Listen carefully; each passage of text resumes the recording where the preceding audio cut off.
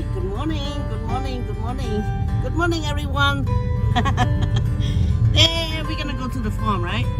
Yeah, yeah. Okay, no, no, bên một tờ farm na, bên một thay là chấm play cho đi xem na. So we're gonna go to the rice field and we're gonna take the whole video to show to you guys that in Georgia, this is how they plant the rice. They grow rice, okay? So enjoy with us. All right, we leaving home now, and we're just gonna go to the farm.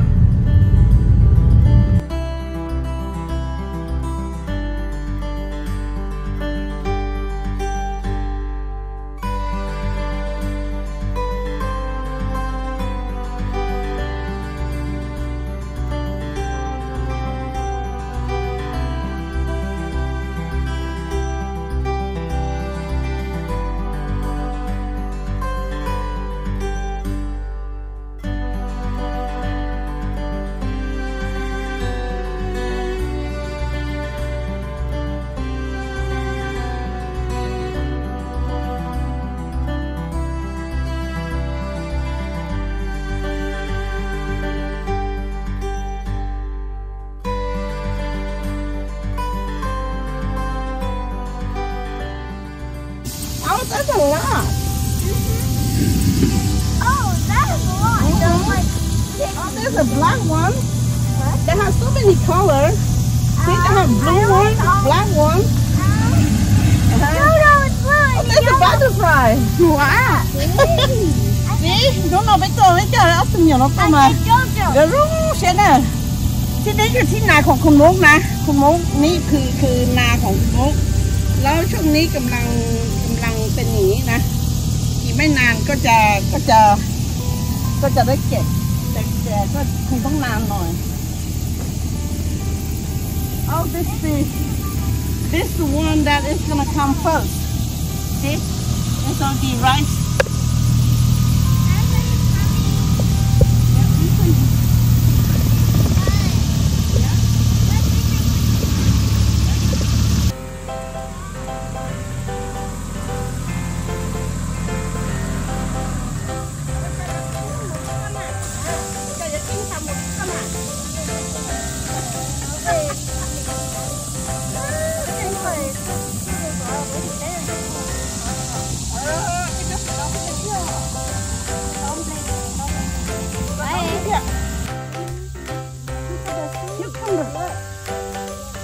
You wanna pick yourself? Yeah. Okay, there's a one right there. Where is that? Oh, there's a white one right there. Alice, you wanna pick that one? Right there, you wanna pick this one? Okay, pick out this one. Whoa. I picked it. You pick it. All right. Wow. Okay, go pick over there. He said you can go pick over there. Yeah, I hold it. I hold it. That's okay. We wash later.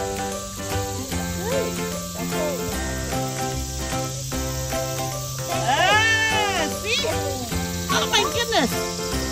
Okay. We have to wash it when we get home. Yeah, we wash when we get home. Oh, okay. Wow, look at this. See? And Janet, over there. See that? Oh my goodness, that's a very big one. It's like squash, but it's not. I don't know. Becala huricana.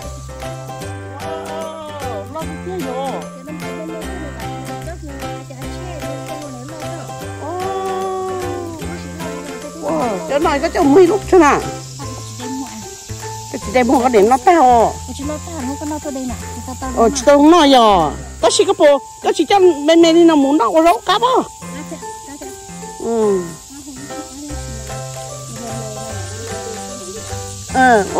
Lo gì chơi rồi. Okay. Yeah. Okay. Cái này nó có một té không nó có tôi chơi xong mà. Sa chung hả?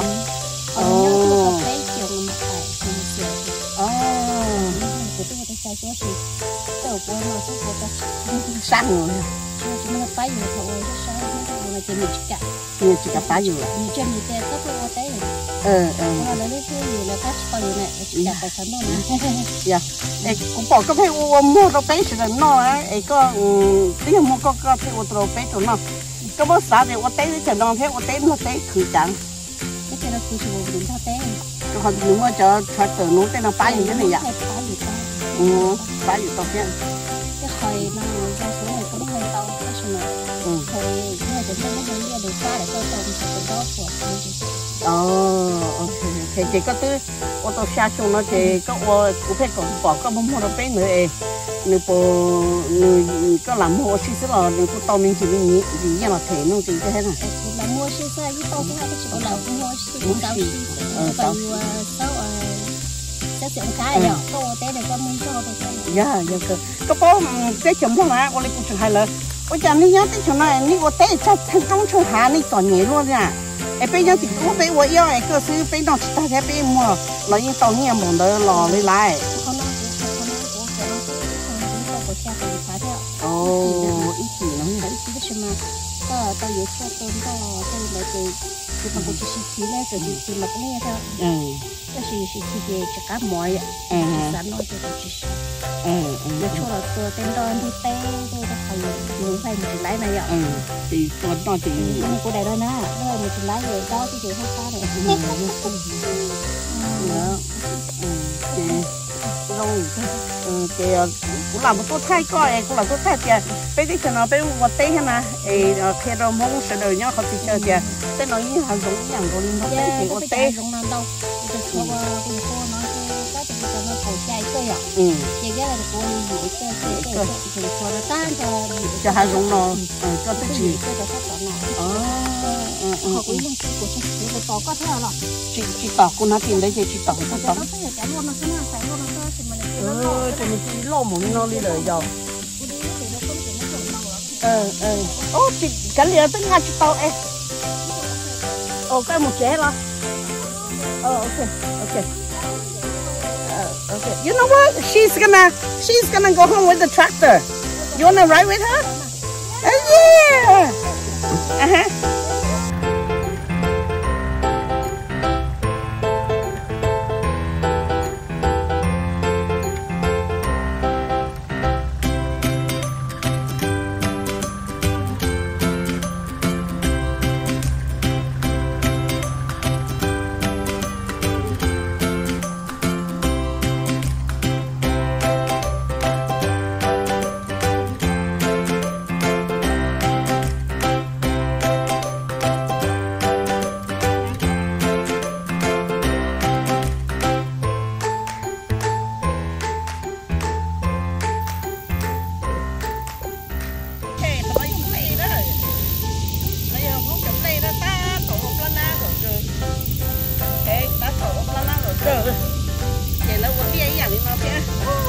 This is not good.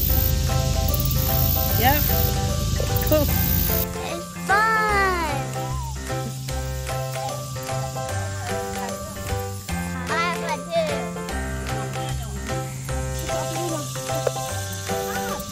This is the seat. What is that? Seat. The seat. Oh, thank you.